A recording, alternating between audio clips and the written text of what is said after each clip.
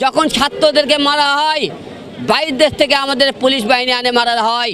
সাধারণ মানুষ আজকে দেখেন, খেটে খাওয়া মানুষ কার্পু দিয়ে রাখছে।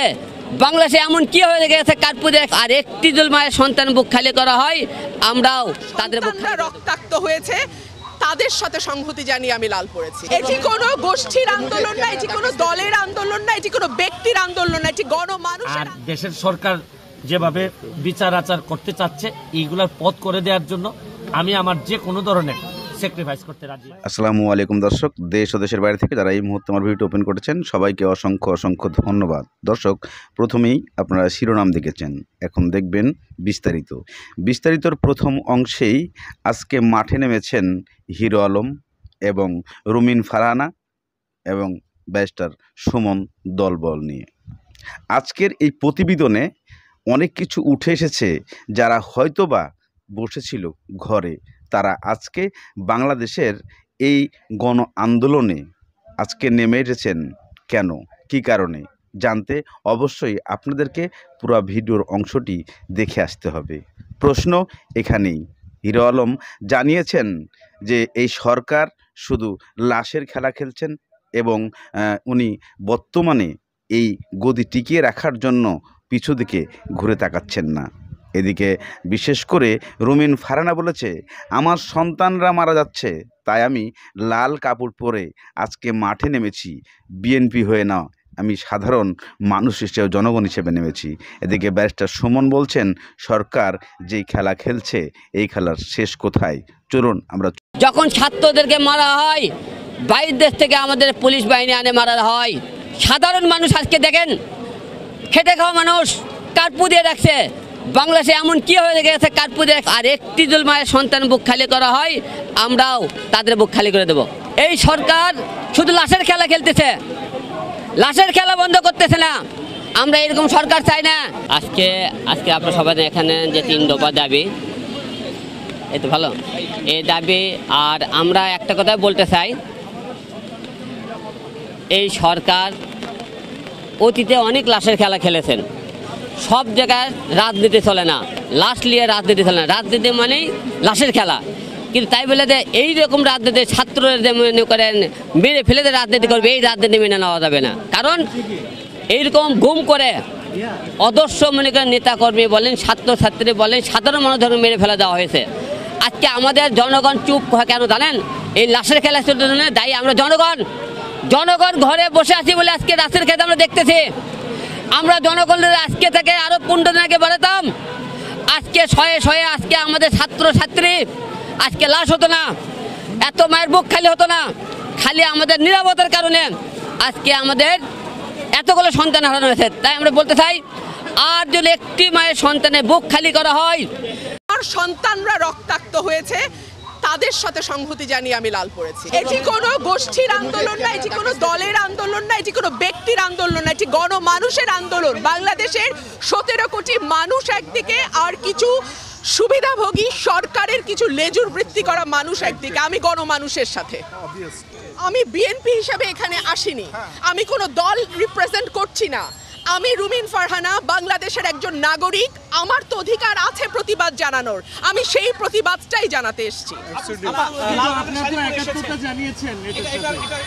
লাল রক্তের রং, লাল প্রতিবাদের রং, লাল আন্দোলনের রং, লাল বিক্ষোভের রং। এবং আমার সন্তানের রক্ত ঝরেছে, আমার সন্তানরা রক্তাক্ত হয়েছে, তাদের সাথে সংহতি জানিয়ে আমি লাল পড়েছি। সরকার বলছে তাদের কোটা আন্দোলন দাবি মেনে নেওয়া হয়েছে, তারপরও তারা কেন আন্দোলনে? সরকারকে বুঝতে হবে, গত 17 বছর তারা যে অত্যাচারের স্টিম রোলার চালিয়েছে, বাংলাদেশের মানুষকে একটা সেকেন্ড ক্লাস সিটিজেন বানিয়ে রেখেছে, দেশটাকে তার নিজের বাপের দেশ বানিয়েছে। আর আমরা যেন সকলেই এখানে অনুপ্রবেশকারী, আমরা যেন সকলেই এখানে রোহিঙ্গা, আমরা যেন সকলেই এখানে সেকেন্ড ক্লাস সিটিজেন, এমন একটা আচরণ সরকার বাংলাদেশের মানুষের সঙ্গে করেছে, তার জবাব দিতে এসেছি। সরকার বলছে যে এই ছাত্রদের কাঁধে ভর করে কেউ কারো কাঁধে, বাংলাদেশের মানুষ আজকে একদিকে, কোন দল, কোন গোষ্ঠী, কোন ব্যক্তি না। আমি বারবার বলছি, বাংলাদেশের 17 কোটি মানুষ আজকে একদিকে। জামাত শিবিরকে নিষিদ্ধ করে, এটা আপনি কিসের সংকেত মনে করছেন? এইটা রাজনৈতিক একটা কৌশল, এবং এই কৌশল তো আওয়ামী লীগ সবসময় খেলছে, কোনো না কোনো রাজনীতি করছে। এত বছর ধরে তারা জামাতকে নিষিদ্ধ করেনি, এই প্রশ্ন তো সুশীল সমাজ তুলেছে যে কেন করা হচ্ছে না। তখন তারা বলেছে এটা আদালতের বিষয়। আদালতের বিষয় যদি হয় তাহলে এই কোটা সংস্কার আন্দোলনের মধ্যে আদালত তো কিছু বলেনি, কেন নির্বাহী আদেশে তারা নিষিদ্ধ করলো? এক। দুই হচ্ছে বাংলাদেশের মানুষ কোন রাজনীতি নেবে কোন রাজনীতি নেবে না, এই অধিকার কেবলমাত্র বাংলাদেশের 17 কোটি মানুষের। এটা সরকার ঠিক করে দিতে পারে না।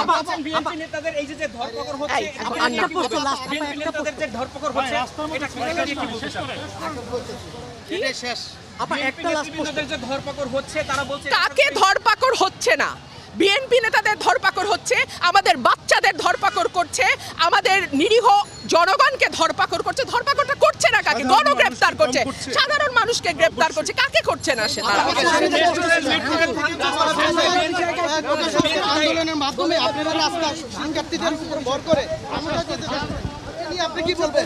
বাংলাদেশে কে ক্ষমতায় যাবে কে ক্ষমতায় যাবে না এটা নির্ধারণ করার একচ্ছত্র মালিক বাংলাদেশের জনগণ। এই মালিকানা জনগণের কাছ থেকে কেড়ে নেওয়া হয়েছে বলেই আজকে মানুষ এতটা বিক্ষুব্ধ। কিন্তু আমরা এর আগে তো আপনাদেরকে রাস্তায় তেমন দেখা যায় না, শিক্ষার্থীরা নামার পরে ইতিমধ্যে আপনারা সেই দৃশ্যগুলো দেখেছেন, যে দৃশ্যতে বিশেষ করে ব্যারিস্টার রুমিন ফারহানা যে বক্তব্য দিয়েছেন, এই বক্তব্যগুলা আপনাদের কাছে কতটা যুক্তিসঙ্গত, যে কথাগুলো বলেছেন। আজকে উনি দলের হয়ে আসেন নাই, উনি সাধারণ জনগণ হিসেবে একজন নাগরিক হিসেবে মাঠে নেমেছেন। তাই এই মাঠে নামাকে কেন্দ্র করে আজকে বাংলার ঘরে ঘরে কোনো মানুষ হয়তো আর বসে থাকতে চাচ্ছেন না, তারা মাঠে আসতে চাচ্ছেন। কেননা বাংলাদেশে হাজার হাজার ছাত্ররা এখনও জেলখানায় গুম হয়ে রয়েছে, তাই তাদেরকে ফিরিয়ে আনতে মাঠে নেমেছে, এবং কেউ কেউ আবার সরকারের পতন চাচ্ছে। চলুন আমরা সরকারি সেই এমপি ব্যারিস্টার সুমনের কাছে চলে যাই, বুঝতে পারবো কি মূল ঘটনা। আচ্ছা ভাই, দেশের শান্তির জন্য আপনার কেন এমপি পদ সরে যেতে বলছিলেন? না, আমি বলছি যে যদি এমন কোনো পরিস্থিতি হয় যে আমার এমপি পদ থেকে সরে গেলে দেশে শান্তি আসবে বা দেশের মানুষের উন্নতি হবে, আমি এটা বুঝাইতে চাচ্ছি যে কোনো পদের জন্য আমি কোনো পক্ষ অবস্থান নেওয়া বা না নেওয়ার বিষয়টা না। আমার কাছে মুখ্য উদ্দেশ্য হচ্ছে গিয়ে শান্তি ফিরাইয়া নিয়ে আসা। এটার জন্য আমি ব্যক্তিগতভাবে কতটা জলাঞ্জলি দিতে পারি, কতটা ছাড়তে পারি, এটার একটা উদাহরণ আপনাদের সামনে তুলে ধরতে চাই। ধরেন আমি বললাম যে ভাই আমি সবই চাই, কিন্তু আমার এমপি পদটা কোনোভাবে ছাড়বো না। আমি এই রকম লোক আমি না। আমার কথা হচ্ছে যে ভাই শান্তির জন্য সংরক্ষণের সংবিধান সংরক্ষণ এবং শান্তির জন্য, আর দেশের সরকার যেভাবে বিচার আচার করতে চাচ্ছে এইগুলার পথ করে দেওয়ার জন্য আমি আমার যে কোনো ধরনের স্যাক্রিফাইস করতে রাজি আছি। অনেকের প্রশ্ন, আপনি কেন ছাত্রছাত্রীদের পক্ষ হয়ে কথা বলছেন? আমি এখন বিষয়টা হচ্ছে গিয়ে যে আমি তো সবসময় ছাত্রছাত্রীদের পক্ষে, কারণ এরা কোটা সংস্কার চাইছে, আমিও চাইছি। এরা বিচার চাইতেছে, আর বিচারও চাইতেছে। এখন এরা চাইতেছে যে যা চাচ্ছে তাতে মনে হইতেছে এরা সরকারের পদত্যাগ চায়, জননেত্রী শেখ হাসিনার পদত্যাগ চায়।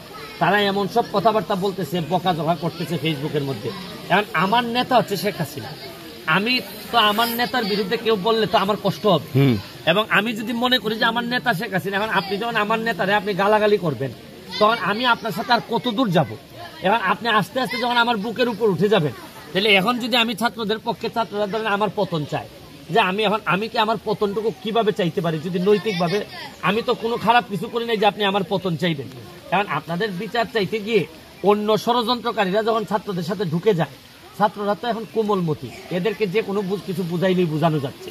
তো এই কারণে আমি তো একটা বিবেক আছে, আর আমি তো একটা মেম্বার অফ পার্লামেন্ট, আমি 7 লাখ মানুষের নেতা।